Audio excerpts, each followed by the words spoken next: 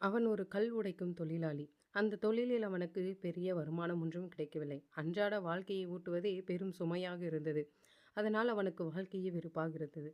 ஒரு நாள் அவன் போன வழியில் ஒரு பணக்கார வீடு தென்பட்டது. அந்த வீட்டின் வாசல் வழியே அவன் கண்ணில் பட்ட அத்தனை பொருட்களும் செல்வங்களும் அவனை விழிப்புதுங்க வைத்தன. அடடா! அந்த பணக்காரனுக்கு எத்தனை செல்வாக்கு! பணக்காரன் மீது பொறாமையாக இருந்தது. தனக்கும் அப்படி ஒரு வாழ்க்கை கிடைத்தால் எப்படி இருக்கும் என நினைத்து பார்த்தான். என்ன அதிசயம்! அவன் பணக்காரனாகிவிட்டான். வாழ்க்கையில் அவன் நினைத்து பார்த்திராத அளவுக்கு செல்வங்கள் குவிந்து விட்டன.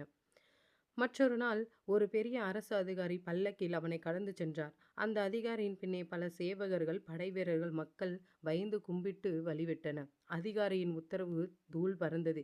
எப்பேற்பட்ட பணக்காரனும் விழுந்து வணங்கினான். இப்போது கல் உடைப்பவன் மனசெல்லாம் அந்த அதிகாரி மீதுதான் இருந்தது. இருந்தா இப்படியல்லவா இருக்கணும், என்ன அதிகாரம் என்று நினைத்து அவனுடைய நினைப்பும் பலிக்குது.